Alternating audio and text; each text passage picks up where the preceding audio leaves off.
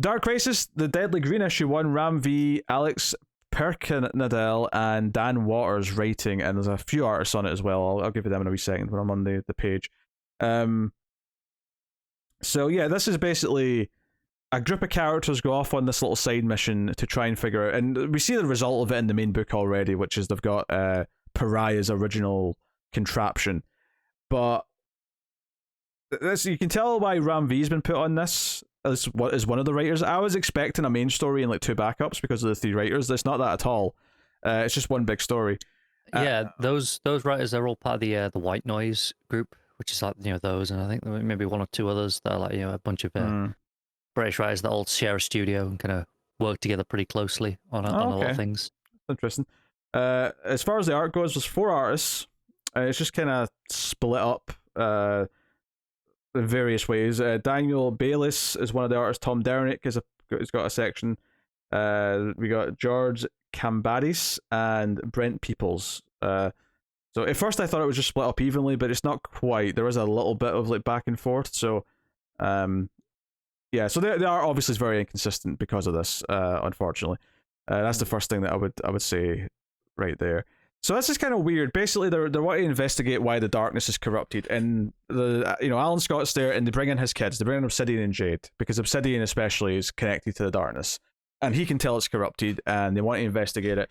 So they came up with this thing, and I'll be honest, I never quite exactly got the full ins and outs of what this was they were doing. It seems like they travel into Alan's ring, which is like a magic entity of constructs. But it's connected to the darkness. But to go in so that the light doesn't just kill them, they have to have the darkness with them. So Obsidian's sort of beaming in his darkness. So we basically get this mission with John Kent, Raven, Swamp Thing. It's actually both Swamp Things, but when they go in, and this is a neat little touch actually, Alec Holland isn't there. And Levi explains that Alec's not really a person anymore. He's just like a part of the Green. And because he has no like human willpower, he can't exist in here because this is a place of willpower. So it's just Levi wants to go in. So I thought it was an interesting little, like, you know, that's part of the benefit of having Ram V be one of the creatives on this. He's got a cool little couple of details for his boy.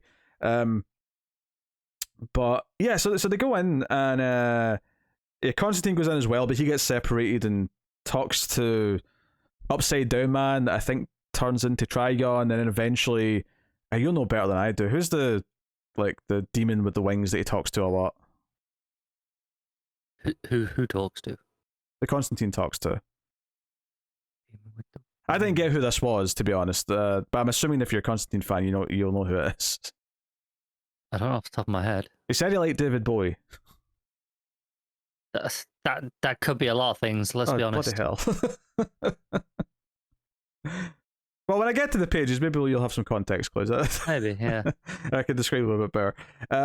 But yeah, so they talk about how dangerous it is. A couple of characters, are there to sort of like guard their bodies. Wonder Girl's there, Jade stays there, Dr. Fate's there.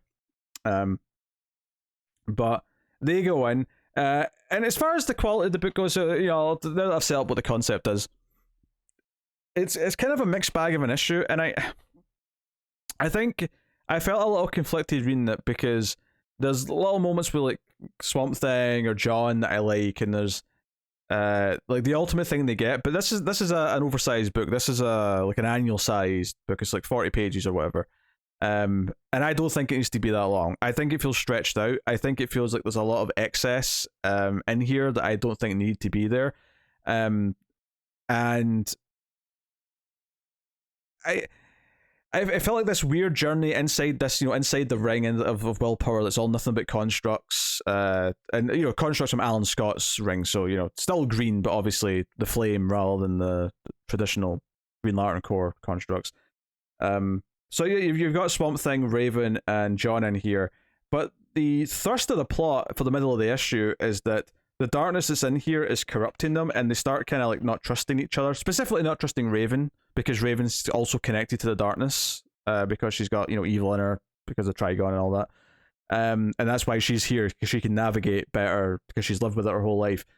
So, it gets to this point where John and Swamp Thing start fighting with her and not trusting her, thinking she's like trying to make them walk in circles because they walk in circles at one point. And it's not her fault, but they think it is. And all of this conflict, I just kind of felt like this feels like plot for plot's sake. And I get that you're trying to say that the darkness corrupts and it's affecting them and all that, and there's nothing wrong with that idea per se. I just never really felt like there was that much of a point to it. This felt like the entire conceit of what the story is, like what they get by the end, seems like a fun idea, and the realization that Pariah is infecting the dark races, or not the dark race, infecting the great darkness, and not the other way around, is an interesting plot development. I'm not so sure I actually really like the journey, what the story of this book is, which is a shame because I really like Ram V, at least out of the creatives, and I like a lot of the characters that are involved. Obviously not Constantine because screw him, but the rest of them I quite I quite enjoy. So yeah, I found it a lot, and there was a lot of cutting back to like Constantine when he's talking to the Upside Down Man, and then that turns into Trigon, and then like a lot of just philosophical sort of nonsense that just kind of my eyes start to glaze over after a while about this like discussion about humanity and good and evil and all that.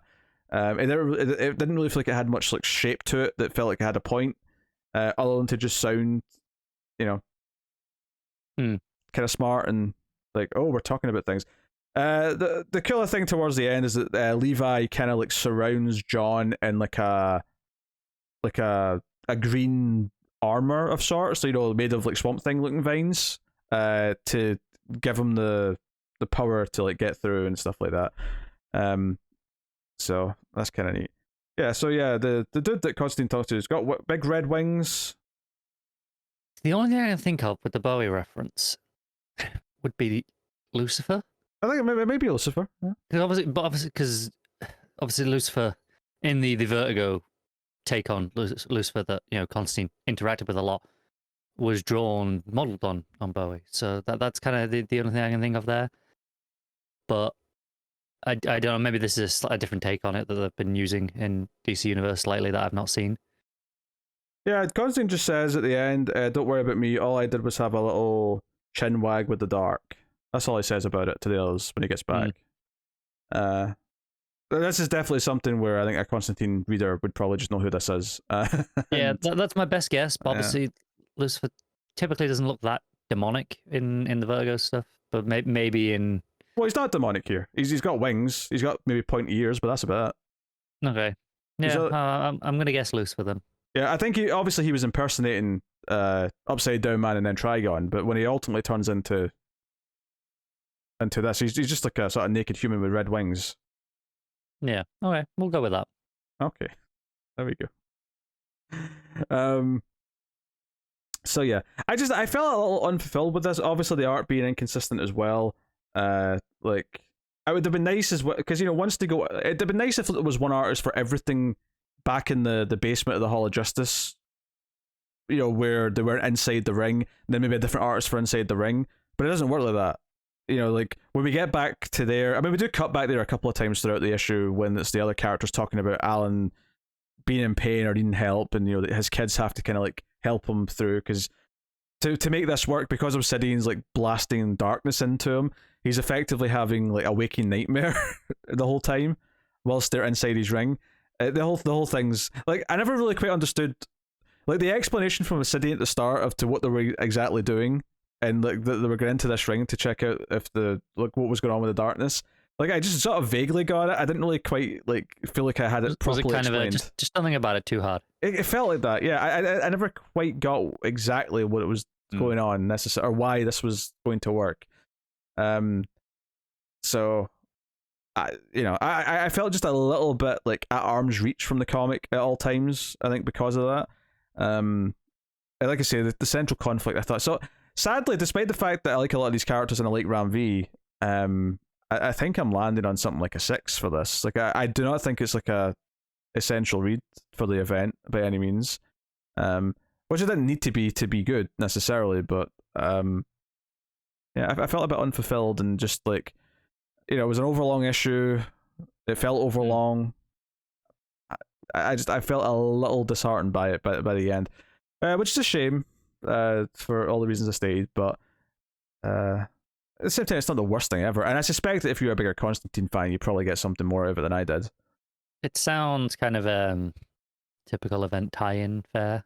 Yeah, like, sadly. Because a lot of event tie-ins are not terrible, but they're kind of just superfluous. They're there to, make the company a bit more money, really, at the end of the day. Which I wasn't necessarily going to be mad about, but I just thought because it was focusing on Swamp Thing and it was focusing on, Ram V was one of the writers on it, I thought, oh, I might quite like this, but it still didn't escape that just superfluous event tie-in feeling, so it's a shame, but it is what it is.